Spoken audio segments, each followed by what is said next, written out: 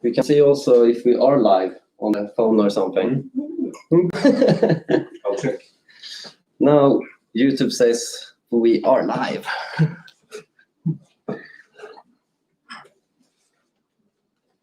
Yeah. Great. Super. Yeah. 25 people in. Nice. Yeah, 24. Yeah. Yeah. Awesome. Hello, where are the raps? Awesome comments.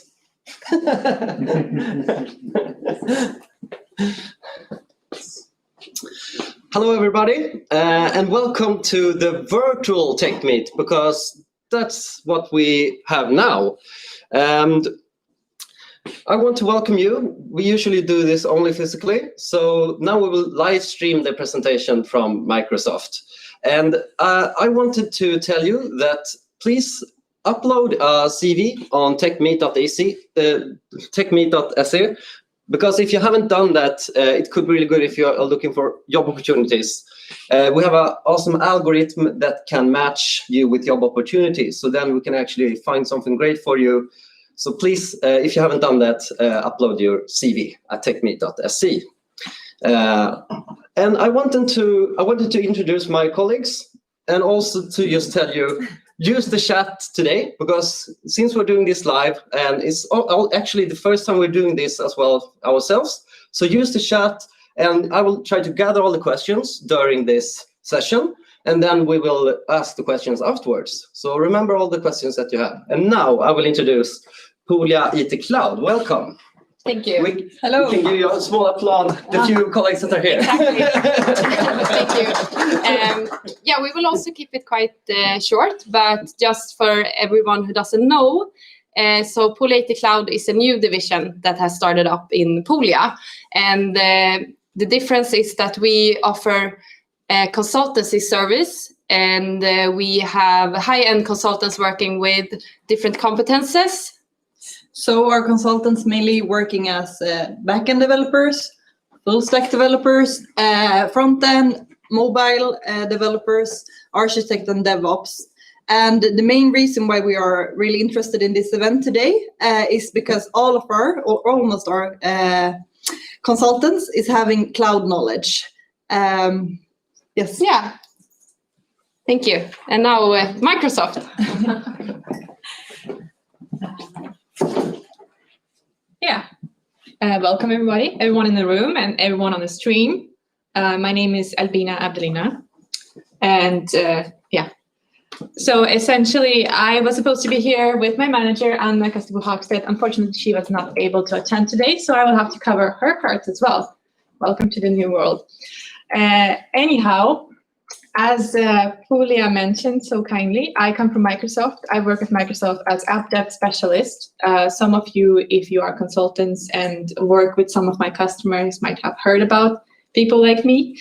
It's tech sales, focusing in my area on Azure, and not on Azure only, but specifically on Azure application development capabilities. So anything that is microservices, containers, or DevOps is something I talk to my customers on a day-to-day basis. So today we will talk about designing applications for cloud, because one common challenge I see in my work is that some companies, especially large companies that you might work at, or people on the stream might work at coming like next year or whenever, is that companies tend to still think as if they're building applications on premises, and they might not use all the capabilities of the cloud and all of the benefits of the cloud. And therefore, I thought it might be good to go through, first of all, a couple of parts of the cloud, just to enhance your understanding of a platform as a service and similar. And then also talk about practical steps that you can take when you're designing an application. So without further ado, as I've mentioned, a lot of big companies are now interested in the cloud, but sometimes still built for on-premises. And why are they interested in the cloud? I mean, a lot of these companies have their own data centers, and they're fully happy with those data centers. But the landscape is changing. You need to develop faster. The release cycles are much shorter. you're trying to save money as much as possible. You need to drive your organization much more efficiently. You cannot now just put a budget on a CFO's table and say, this is how much I need. You have to also justify it. And you have to justify it in terms of, okay, this is the return on investment for our business, and this is how it will enhance our customer base. So all of those things have become much more transparent, and many more people have access to knowledge about IT. So at the same time as all of this is happening, we also have things such as security concerns. It's becoming more and more crucial for companies to be up to date in terms of security, because the breaches are increasing, the attackers are evolving, and we just released our own report where it's clear that attackers have especially been very happy during this COVID time, and there have been extra many attacks against big companies, hospitals, you name it. And all of that is happening at the same time as we are dealing with COVID-19 and work remotely. So because of that, more and more people are thinking, okay, well, we need to be more flexible. And you've heard this many, many times by now. The digital transformation that has happened in the past 6 months has really been what would have to happen otherwise in 2 years. So that's pretty amazing. But going into why cloud and what is cloud, many of you will know already that it's servers that we as Microsoft or our competitors run in our own data centers. We're hyperscalers. You can publicly create your account and run it. And there are different types of ways to run it. So you would have your on-premise, infrastructure as a service, platform as a service, and software as a service modules, right? And you might be familiar with this, but just to go through it, what it means is essentially some of the responsibility for your IT shifts from you as a customer to us as a hyperscaler. And how much of that responsibility depends completely on which module you choose. But that also, it's not only responsibility, but also control. So that's usually a big discussion point in my conversations with customers. And of course, there are a lot of benefits to that as well, because you don't need to have your own SWAT team of security professionals. You don't need to hire them, and they're very difficult to hire, and they're very expensive. And you might not need to have a full team taking care of your servers and being available 24/7 because, well, we take care of that for you. So there are pros and cons. So when we talk about Azure specifically, and this will be probably the only Azure specific slide, we have, I think, over 300 services at this point. Frankly, I lost count, but they are divided into this broad category. So you would have the core infrastructure with compute, networking, some storage, security, and identity. And most of you probably encountered it at one point or another, either in school, in university, or in your jobs in terms of, well, identity. When you just log into your Outlook, that's still identity that is built on Azure. Then going further, we have these advanced workloads, as we call them, or platform as a service. Among other things, we have containers, different variety of containers. We have mobile application, web application. We have serverless offerings. So there are plenty of things to choose from.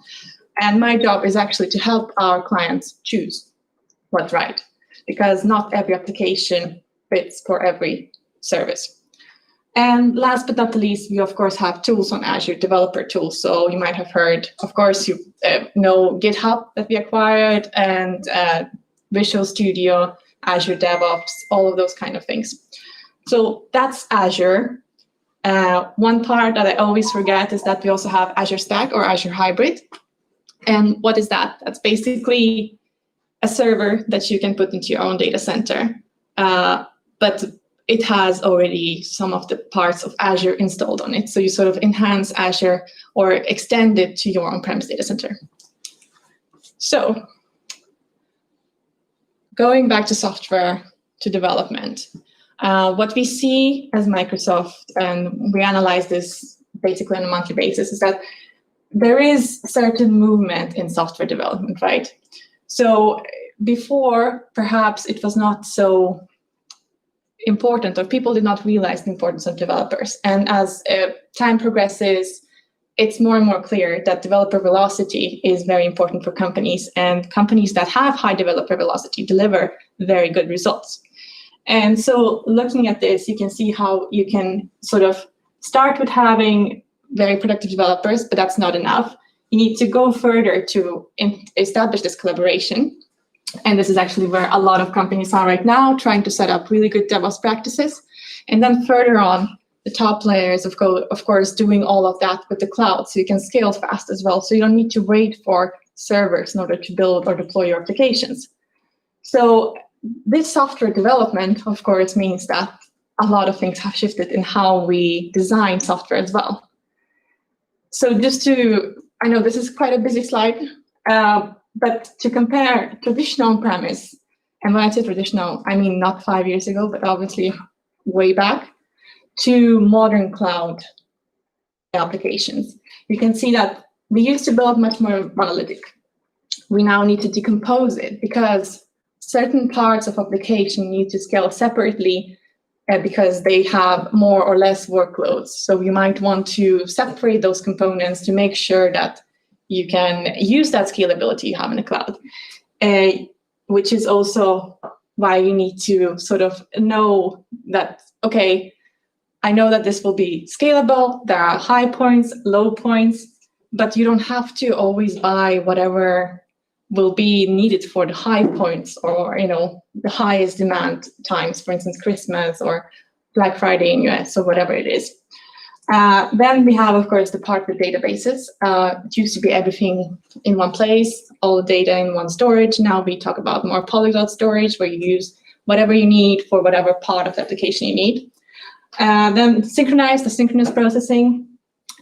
We used to design to avoid failures. Now we design to recover fast.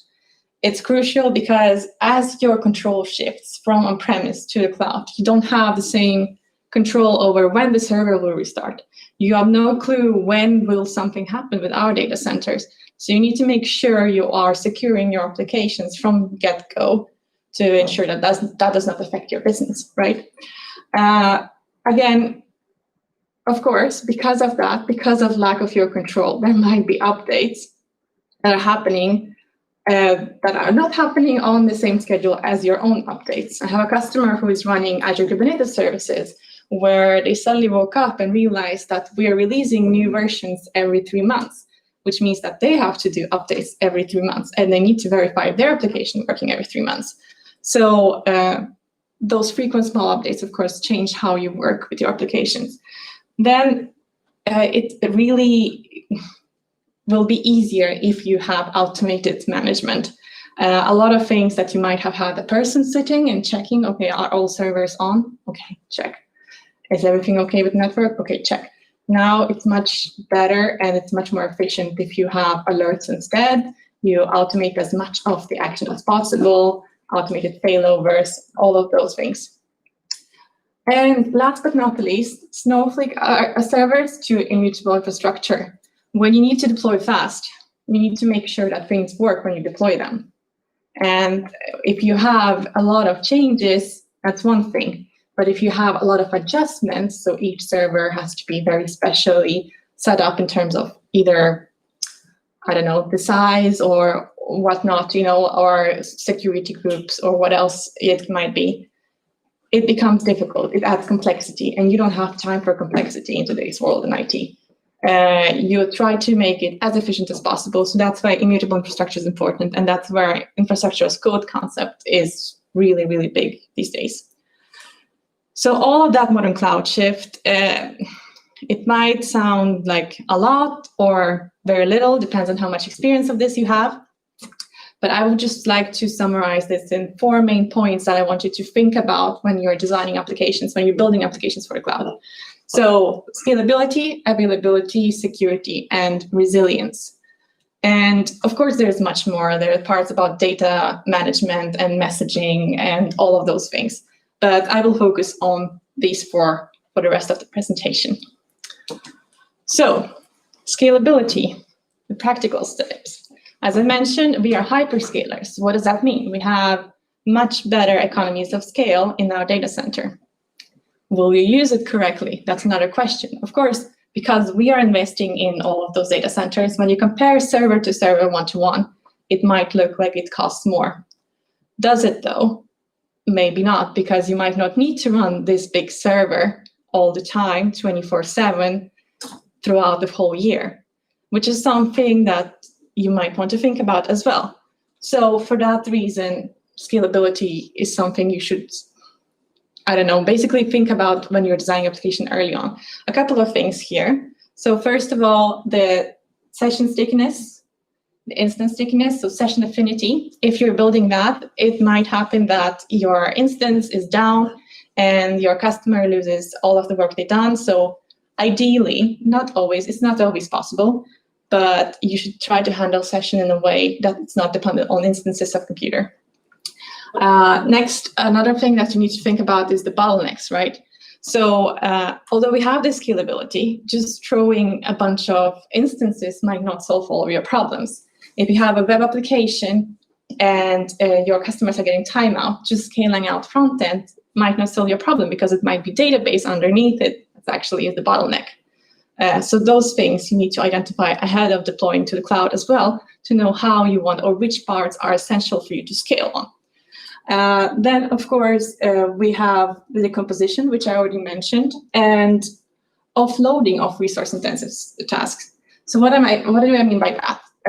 One thing we have in the cloud is the serverless services that you can run either on event trigger, or you can run it on a schedule. So sometimes you might build this great application, it runs really good, and then you want to add some fancy feature.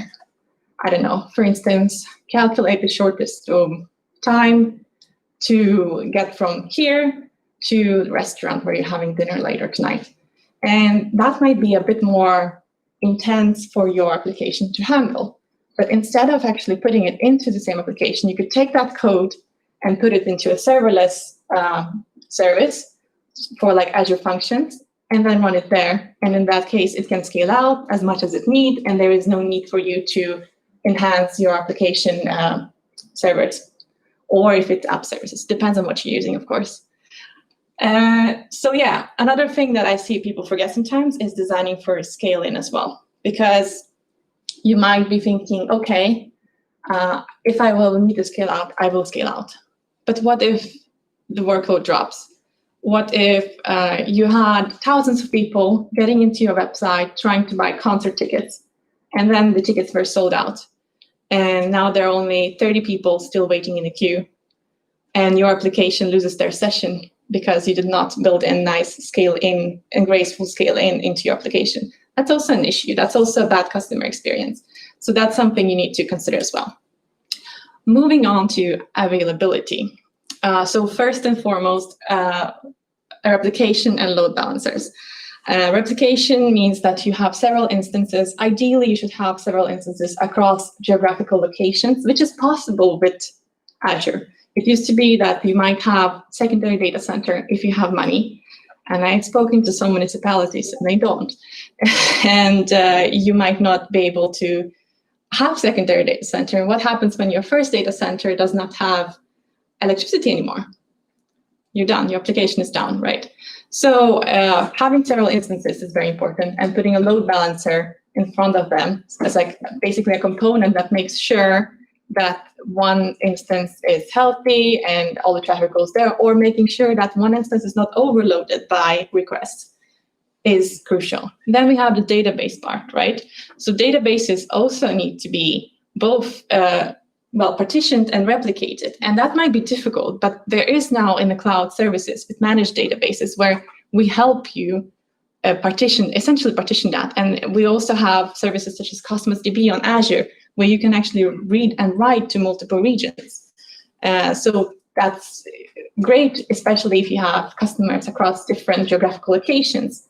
And you might not want all of your customers from Asia to go to the database in Amsterdam. So that's another thing.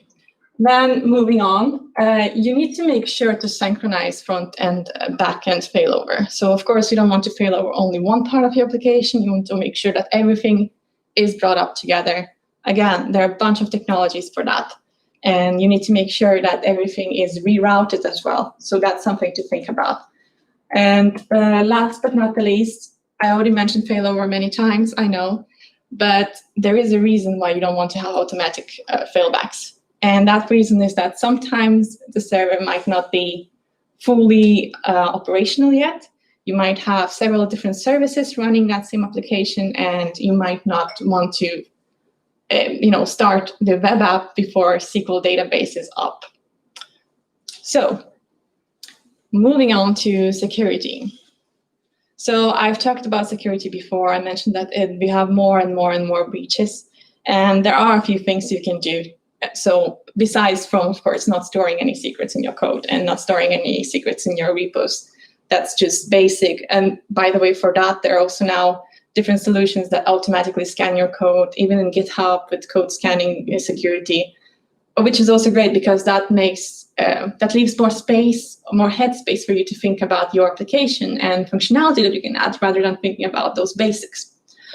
So that's why it's important to start using built-in services. And it's not only about code scanning. It's about things such as security scans, such as vulnerability checks. Each and every cloud provider, doesn't matter who you're working with, will have some sort of solutions.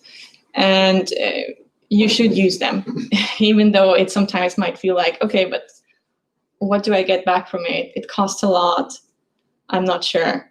There will be some time when you will set the wrong rule on your network. You will forget to close a port, and that will be used against you, and you will regret that later.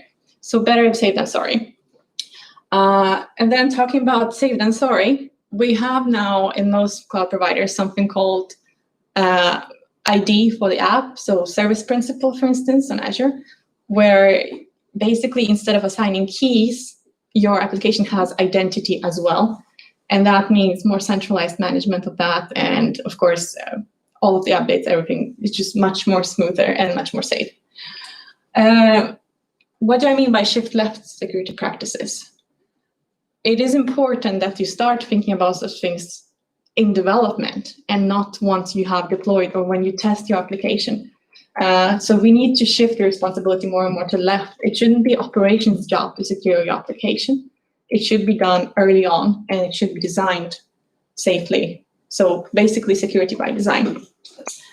Yeah, I guess those are the points that are important about security. These are very obvious: web application firewalls and best practices. I'm sure those of you who are working with this are already using this. And important thing to remember, though, is that each service in each cloud has different specialities, and it might take some time to understand all of the ins and outs.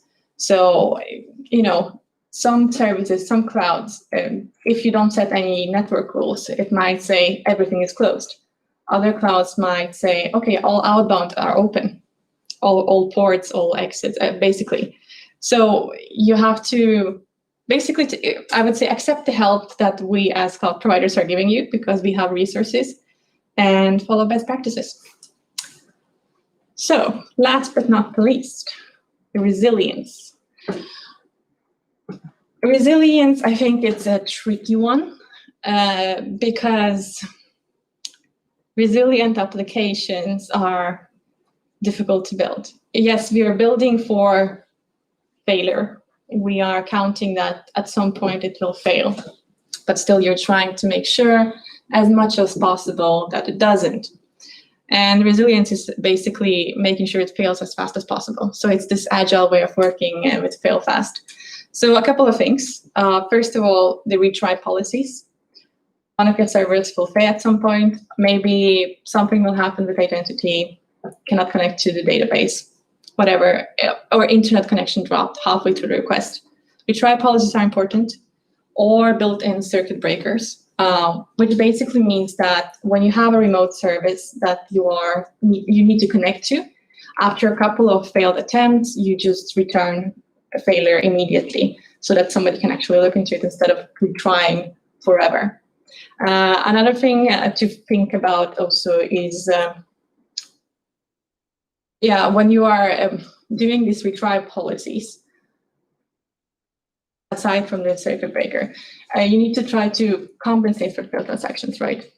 So you would have to sometimes roll back certain things. So if you have picked up a certain file and you process it to only halfway, obviously you don't want to accidentally process that file again and then say the first flow picks it up again and the file is in your system twice. So you might want to make sure that you have these small code snippets that roll back the transactions and also notify the other systems that this file is flagged, or put this file back, or delete this from the run completely, whatever it is. And for that reason, you need to have checkpoints, because if you don't have checkpoints, you will never know where it failed, and you will never know to what point you have to roll it back. With all that said, I'm sure some of you have heard about Chaos Monkey, and that's something you should count on. So inject malicious code sometimes. Try out failing application or sending something that doesn't fit the pattern now and then, because all of those things will help you learn and predict what might happen to your application and help you build in ways to handle those exceptions as well. And I'm sure those of you who worked for many years are doing this already, but it never hurts to remind. So it's a lot. I know it's a lot, but there is even more. And even more you can find here at our Architecture Center, where we have additional principles on how to build applications. What's the difference between different clouds, what to think about, and networking, and also example architecture. So it doesn't matter if you want to do machine learning, or you want to do some web applications, or you want to do some event-driven architecture. All of that you can find, and there's much, much more information on that there. So that was it for me, actually. And I was wondering if we have any questions. Yeah, I've got one. Thanks for the great presentation, by the way. Well done. I mean, I was wondering which parts of your vast product portfolio, you said there's like, over 300 services or something like that. Have you any idea of which areas are growing the most or are used the most? Or it's interesting to maybe see. So, use the most? Yeah. What are people drawn to? Okay, so use the most at the moment still is classical virtual machines with Linux on it, to be frank. So we are really, for the past 4 years, Microsoft have been really moving towards open source more and more. So most of the things will be available there. But what I see these days is that the shift is going to containers. And to be frank, there was a lot of buzz around containers, and now everyone wants to do Kubernetes, even those people that maybe should not. Now, from my perspective, my job is to drive containers and serverless. So I'm much more interested in those parts. So I'm very biased here. Yeah. But yes, so I guess the most popular services is still virtual machines. There is still a lot of data science. I think that's the primary workload that makes people start using cloud, because data science often requires a lot of capacity, and that capacity varies greatly depending on where you are in your project and what it is you're doing. So I guess those are the main services that I would see being used at the moment. Great. It's really interesting. I know that Azure have more data center than other competitors. Yeah. Around 60 around the world. Yeah. And I know your prices is the same with let's say AWS. But I still wonder why I still hear a lot of people how AWS have a big market share from cloud. What you offer more or different? Why do you think they have this big market share? So Tell them the question again. Yes, absolutely. So the question was, considering that Azure has more data centers around the world, and we and AWS basically offer at this point price parity, and we're always price competing. How come AWS has higher shares? How come they are much more common to see in enterprises? And the answer is time. AWS was the first cloud. And while Azure was still very young and we were building out our solutions, AWS was already stabilizing theirs. Now we're catching up, and you can see that if you follow the cloud wars, as I call it, you can see that our shares are growing fast. But of course, they had I think 4 or 5 years head start, and that's difficult to catch up with. That said, we have same issue with Google, right? So GCP now is also catching up on us because they also figure out that they can do cloud. So I'm not sure where that will end, but I would say from my perspective, and I tried AWS as well, I would say the user interface, if you like that, is easier, but also we are an IT company. That's our main business. That's all we do. So that means that we build this like whole solution from a whole perspective. AWS is more of a retail company. That's the first thing that they do. And then they are IT business. And you can notice that because some solutions they still don't have. They don't have failover solutions natively. They're still using our identity solutions in some parts, right? While we are building that out first. So new things that are from Microsoft Stack will obviously be coming to us first. And there are also some pricing differences, such as hybrid benefits. I'm not sure if you heard it. So if you have your on-premise data center, you can move some machines to Azure without paying the license cost twice. So there are some pros and cons, but yes, feature-wise, it's almost parity, especially if you compare it and you take in the marketplace with third-party solutions provided on the cloud. Any other questions? I have a few questions from the live stream here. Okay. I can start with. Yeah, and some are related from the talents in our network. So, for example, from Magnus, he's curious whether you offer any master thesis opportunities at Microsoft for machine learning students. At Microsoft, we're running this Aspire program. So we actually don't do master opportunities as far as I know. Of course, we have a couple of like things such as open hacks and hackathons every year where you can get some sponsorship from Microsoft to do some sort of project, right? But the biggest thing I think is Aspire program that you should apply for, where you get for a year to work at Microsoft and you work full time. And of course, you can indicate which part you want to work with. And then you're basically placed in a team and you get to actually see what it's like. And since you're doing a lot of machine learning, I'm sure there will be something about that as well. The question is though, where geographically, because we're so dispersed. But then these days when everyone is still working remotely, that shouldn't matter really.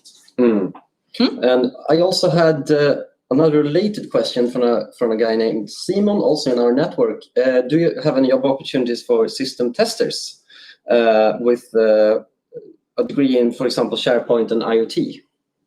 It's very specific, but I still wanted to ask it. Very specific, but also very dispersed. SharePoint and IoT. Yeah. SharePoint's Microsoft product, maybe he thought. No. So all the testing, it happens in the product group. The way we work is that each product specifically has a program management, and under that program manager, there will be several PMMs, so additional program managers, and there will be different types of groups. So my recommendation is, if you are interested in that, I'm sure that, or I know for a fact that you can go into our website and actually register your interest for what area you're interested in, and also what geographical area, and then you can actually get notifications as the jobs appear, because we are so global. There are just so many jobs that are coming up all the time. I can't really answer if we have anything right now. Sorry about that. Yeah, no problem. And thank you for answering. Okay, and I have some other questions. For example, from Ertan. When will data centers in Sweden will be available for use in Azure? That's confidential. It's actually it actually is confidential, but I also tried to say that on live stream. No, but it is unclear because it is actually confidential. They are in progress, and at the moment we are working with figuring out what services are most relevant for our Swedish customers. Okay, and then we have from Felix. Speed of development and security of a product do not always go hand in hand. Should speed be a priority? Okay, so yes and no. There is something that is called DevSecOps or SecDevOps, depending on how you want to phrase it, security development and operations, right? Which means that you should not have to compromise speed for the sake of security. Now, in reality, we are not there yet. Based on what I see at the customers, it's not happening yet. We still have to wait for assignments of security groups or of identity or ability to create subscription, whatnot. But ideally, your team should include a security expert when you're developing an application who will always be there and follow through the whole process, and you won't have to wait for external security team. And when I say external to your own team to confirm that your settings are correct. So that's the short answer. Thank you. I keep trying to read here if there are coming in new questions. And let's see here. I just wanted also to share a comment like Hasselberg. He says like, embrace chaos engineering. It was all I really wanted to hear. Yes. Those chaos monkeys up there. Yeah, exactly. And then I think we have. Do you have any more questions in this room from all these? Yeah. Okay. Yeah. I read about Microsoft plan is to shift from .NET technologies to .NET Core. Yeah. And this is originated in the first place to integrate and cope with the containers and host it to Linux servers. Mm-hmm. So what is the plan for or the future for Windows Server and the other deployment that use Windows Server in hosting solution? Yeah, so the question was, I don't know if the stream heard that, considering that we are shifting from .NET Framework to .NET Core, and originally we created Core to deal with, containerization that was largely on Linux. So what are the plans regarding implementations of Windows servers and whatever workloads were in Windows servers? Well, Windows Server is not going away. Absolutely not. What we are going to do is now, as you probably have heard, .NET 5 is coming. It will unite Core and Framework. And the idea is that you shouldn't have to be punished for choosing one over another. There are some neat features in Windows Server that you cannot get from free Linux server. You can go for Red Hat Enterprise Linux, right? Or you can go for Windows. And that depends completely on your preference. And it's a very religious question, I would say, for many. What do you prefer? Do you want Microsoft or do you want open source? And so we basically decided developers shouldn't be punished for that. And that's why, as it becomes more difficult to find people, to find good developers, it's better if a developer can bring their current knowledge of, say, .NET Core or .NET in general to a Linux server than that they have to learn other types of code and, relearn everything they know. So that was the reason for that decision. But that said, we will still continue developing Windows Server. There is no point for fear. Nice. Great questions. Do you have any more in this room or at the live chat? Great. Well, you all have my name. I'm on LinkedIn and everywhere else on the social media. So if you have any more questions, reach out to us. Nice. And maybe I should also just say goodbye to everybody. And Dave, do you want to join me? Because I have a question also for you. Because since we are the ones that sending all the emails and texting everybody and trying to do these events all the time, we also got a question. There was a rumor that David actually cut his hair. Oh, yes. So that's exactly. why you're here now. Yeah, so just to show everybody, I'm on my last haircut, actually. Yeah, exactly. So I thought it was a fun thing to let them see you. Yeah. Because it was actually a time since we could meet in reality. Exactly. And yeah, you cut your hair since last time. Exactly. Yeah. Yeah. Cut the hair, maybe it's a little bit Swinglish? right? Or Shave. You have oh, some- yeah. Okay. No, Yeah. but this has been great, and Yeah. thank you very much for this good talk as well. And you Yeah. answered all these questions very well. Exactly. Yeah. So thank you, the colleagues that were still here today, that were working, and you all that followed us during the live stream. We will hope to do more fun things further on. Thanks a lot. Thank you.